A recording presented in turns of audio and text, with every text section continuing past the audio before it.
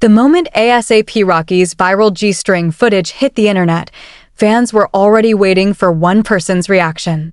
And right on cue, 50 Cent showed up.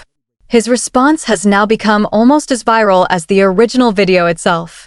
Here's exactly what went down. ASAP Rocky's Don't Be Dumb World Tour launched May 27, 2026 at Chicago's United Center.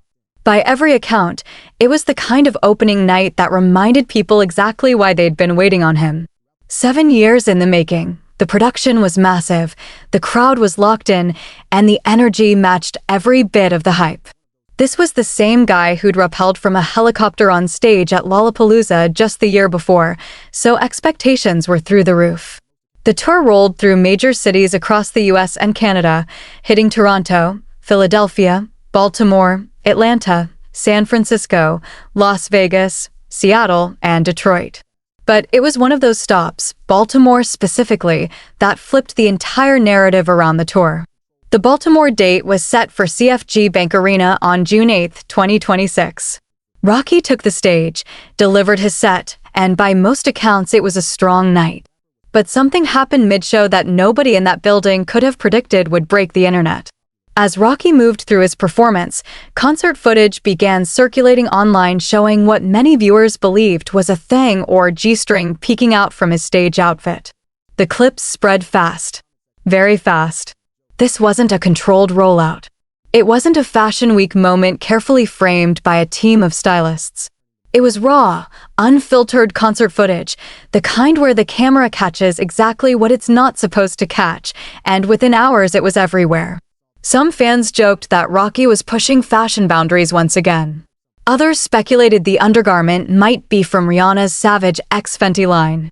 That second theory alone was enough to pour gasoline on the fire. Rihanna is one of the most talked about people on the planet, and the idea of her being connected to the moment was all the internet needed. Memes started spawning from every corner of Twitter, TikTok, and Instagram. Comment sections turned into a war zone of jokes, defenses, and genuine confusion. Neither Rocky nor Rihanna publicly addressed the speculation, but that hadn't stopped the internet from running with it. And then, right on cue, the man from Queens who has spent his entire career weaponizing other people's most awkward moments stepped into the scene.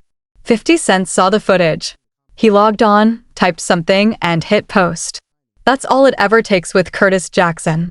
One sentence, one screenshot, and suddenly it's a headline on every hip-hop website in the country. Because the thing about 50 is he doesn't need to construct an argument. He doesn't need paragraphs. He needs one line and the damage is done. Over the years, 50 Cent's trolling has evolved into a genuine masterclass in timing, creativity, and media manipulation. Every public jab, every Instagram meme, every diss track calculated for maximum visibility and cultural impact. And the Rocky G-string moment was the kind of gift that doesn't come around often.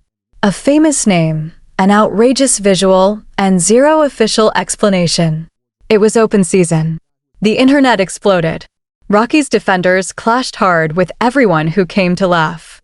And in the middle of all of it sat 50, watching the numbers climb, watching the comments pile up, completely unbothered. Because here's the thing about the timing of all this. Rocky wasn't just any rapper on tour right now. He was in the middle of arguably the biggest moment of his career in years. His fourth studio album, Don't Be Dumb, had finally dropped on January 16, 2026, after being pushed back multiple times. The tour behind it was massive, and the cultural heat around him was real. The Don't Be Dumb tour was described as a well-deserved victory lap, celebrating not just one of his strongest albums, but his extensive catalog that had won over millions of fans worldwide. And then the G-string footage dropped, 50 typed his caption, and suddenly the tour and the album were secondary to a piece of underwear. That's how internet culture works. That's how 50 Cent works. And it's exactly why this moment caught fire the way it did. To really understand why the G-string moment landed the way it did, why 50 had so much ammunition to work with, you have to understand who A$AP Rocky is as a fashion figure. Because this wasn't some rapper in a regular outfit who had a wardrobe malfunction. This was a man who has spent over a decade actively, deliberately, and publicly dismantling what hip-hop fashion is supposed to look like. A$AP Rocky has earned his self-proclaimed title of Fashion Killer. For nearly a decade, he's been setting and subverting major menswear trends. That title isn't just a flex, it's a position he's defended repeatedly through real choices that made people stop and stare. The babushka wrapped around his head, the sheer blouse long before sheer was even a conversation in men's fashion, the thrifted blanket turned into a viral Met Gala look. Each one of those moments triggered the exact same cycle: confusion, mockery, and eventually respect. His approach to menswear consistently challenges traditional masculine coding within hip-hop culture. Skirts, kilts, pearl accessories, oversized handbags, elements that have historically been associated with women's fashion. And in most of those cases, he didn't back down. He doubled down. Beyond his music, it's in fashion where the Harlem native has built a second identity entirely, navigating between luxury and streetwear with a fluency that's genuinely rare. He was referencing Raf Simons in 2017 and Jill Sanderback in 2013, names most rappers wouldn't drop casually. For Rocky, they were reference points because they actually were his references. That fashion credibility has grown to the point where it functions almost as its own career. On January 27, 2026, he attended Matthew Blazy's debut Chanel Haute Couture show wearing a series of spectacular rings, some of them bold, oversized pieces created in collaboration with Italian jeweler Codognato and drawn from his own new brand, Pavanito. That's the world Rocky lives in. Chanel Couture shows, high-end jewelry collaborations, front-row Fashion Week appearances. So when concert footage catches something unplanned peeking out of your stage outfit, the contrast is everything. There's a real difference between choosing a controversial fashion moment and having one chosen for you. During a May 2025 Vogue podcast appearance, Rocky expressed his belief that traditional gender boundaries in fashion are artificial constructs that shouldn't limit creative expression. That's his philosophy, said in his own words, on record. He also playfully acknowledged borrowing pieces from Rihanna's extensive wardrobe, humorously admitting he sometimes takes things without her knowing. So when the Savage x Fenty speculation started spreading, it wasn't as absurd as it might seem for any other rapper. For Rocky, it was entirely within the range of possibility. And that's exactly what made it such a live wire as a talking point. His fashion risk-taking is also what makes him such a natural target for someone like 50. When your entire identity is built around bending the rules of what men wear, every new moment gets scrutinized under a microscope. Every outfit is either genius or an overreach. There's no middle ground, no anonymity. A July 2025 Instagram post of Rocky in glossy red patent leather Mary Jane shoes had already sent the internet into overdrive, drawing immediate comparisons to Dorothy's ruby slippers and triggering a wave of memes across every platform. The Baltimore moment didn't land in a vacuum. It dropped into an already active, already heated conversation about Rocky's fashion choices, one that had been running for years with supporters and detractors both deeply invested. The G-string footage was just the latest entry in a long, unresolved debate about where exactly the line is and whether A$AP Rocky is a visionary or a man who simply goes too far. 50 Cent had a very clear opinion on which side of that line Baltimore fell on. If there is one person in hip-hop who is built for exactly this moment, it's 50 Cent. Not because of any particular animosity toward Rocky, but because trolling isn't a hobby for Curtis Jackson. It's a craft. 50 was trolling before it was even a recognized term, before social media gave it a name. His breakout single How to Rob in 1999 was essentially a troll at scale, hypothetically robbing Diddy, Jay-Z, Maze, Master P, and more in broad daylight on wax. That was nearly 30 years ago, and he hasn't slowed down once. By blending humor, street credibility, and sharp marketing instincts, 50 Cent has turned trolling into a system that drives headlines, boosts relevance, and keeps him in the cultural conversation across decades. From Instagram to Netflix, from commercials to music releases, his approach has demonstrated that trolling can be both an art form and a business model. And the scale of what he's built through that specific skill is genuinely hard to overstate. It's not rap beef for the sake of rap beef. It's a carefully maintained public presence that runs on the discomfort of other people. The bigger the target, the bigger the return. His track record speaks for itself. Mocking Wax Santana's missing teeth. Posting a close-up of Jay-Z in the middle of Diddy's legal troubles. Buying out the front rows at Ja Rule concerts just to leave the seats empty and visible on camera. That last one, purchasing tickets purely to engineer an image of empty seats directly in front of the stage, is the kind of move that goes beyond trolling and crosses into performance art. On February 10th, 2026 alone, 50 showed he can still detonate social media with a single session.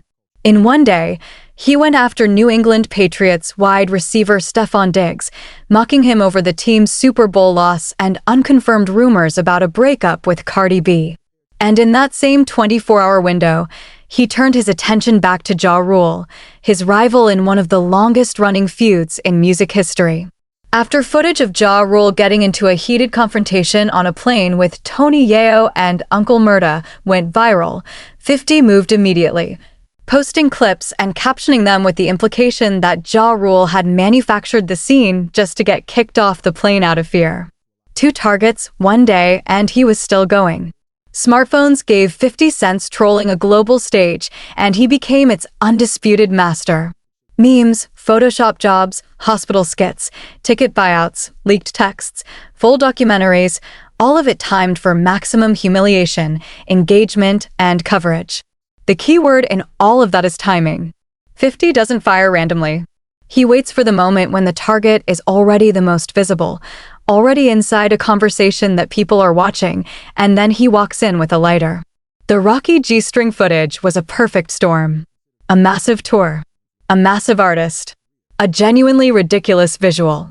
And the internet already in the middle of debating it before 50 even arrived. While his focus has increasingly shifted toward his G-Unit Films and TV production company and his Spirits empire, 50's unfiltered commentary still moves the needle globally.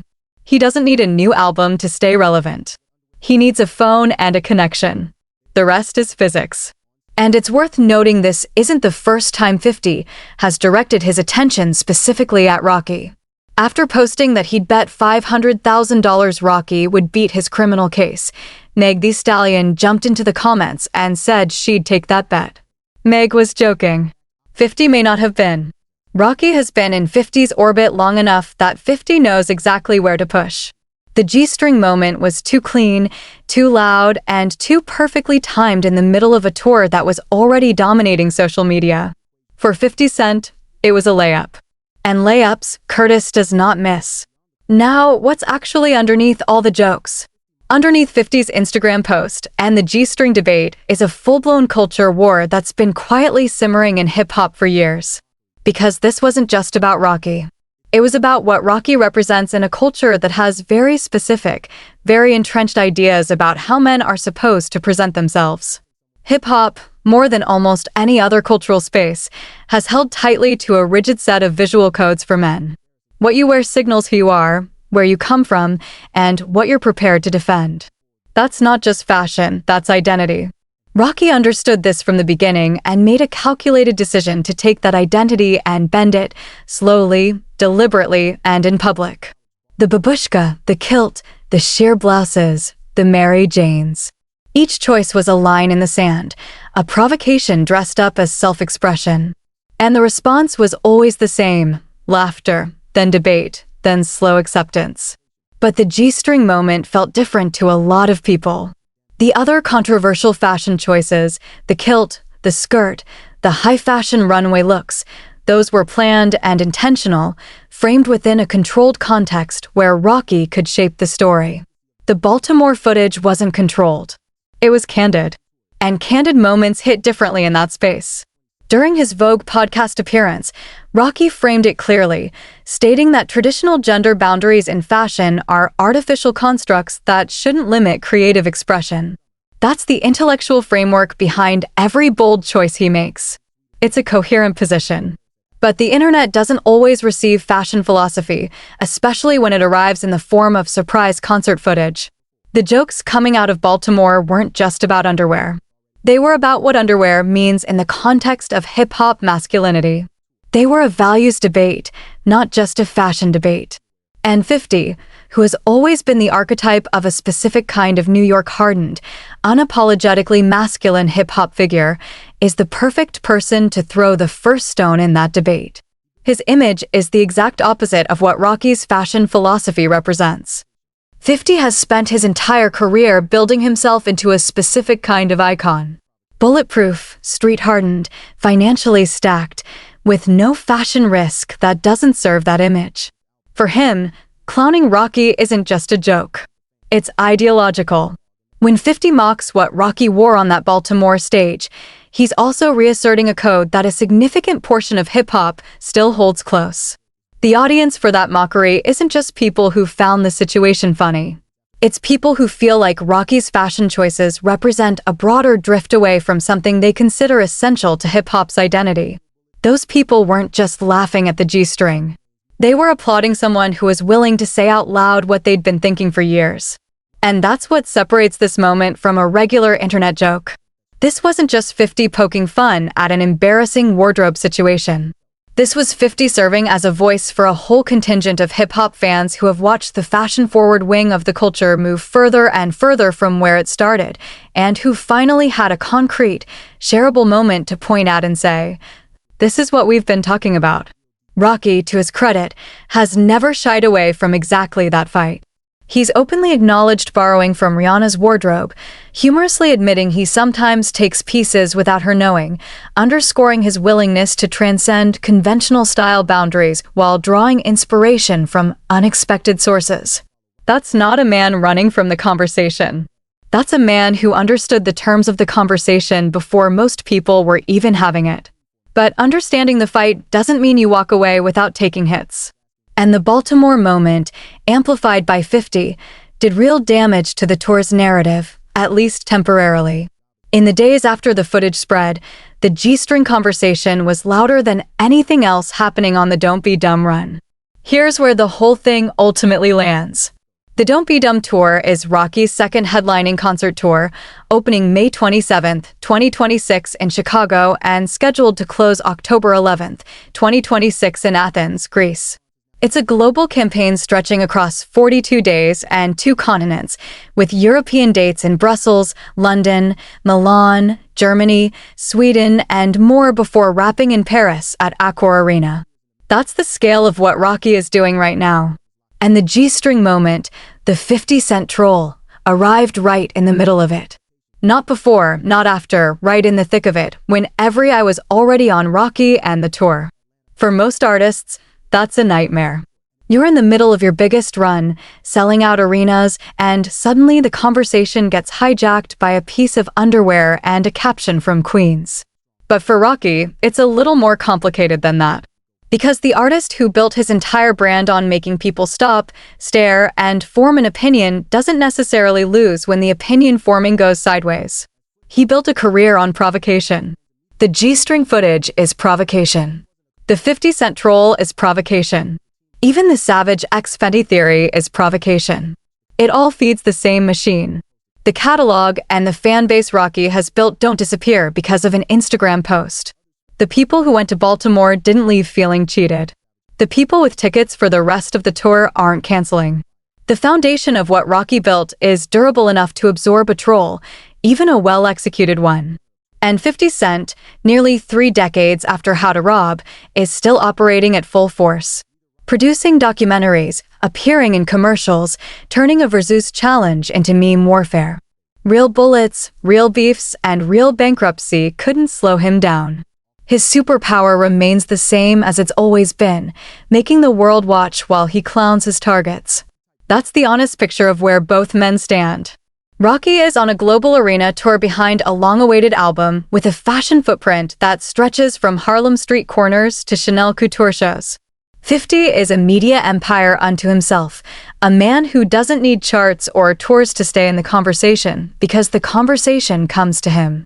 The two of them have been circling each other's orbit for years, photographed together at industry events going back to at least 2016.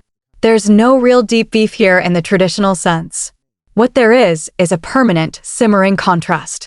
2 different versions of what a successful black man from the streets of New York looks like in 2026.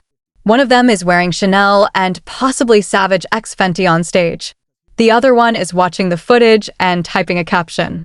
Both of them are winning, just differently. The Baltimore moment will likely follow Rocky for a while.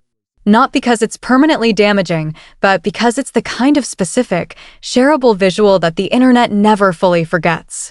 There will be a meme format attached to it. There will be callbacks at future fashion moments. There will be think pieces asking whether this is boundary-pushing artistry or simply going too far. And 50 will watch all of it. Maybe type another caption. Maybe not. Because the thing about a great troll is knowing when the job is already done. The G-string footage dropped. 50 posted. The internet collapsed. Rocky kept going, and the tour rolled on to Atlanta, Miami, Dallas, San Francisco, London, Paris. Fashion killer versus the king of trolls. If you've made it this far, you already know which side of this conversation you're on. Drop it in the comments, and if you want more breakdowns like this one, you already know what to do.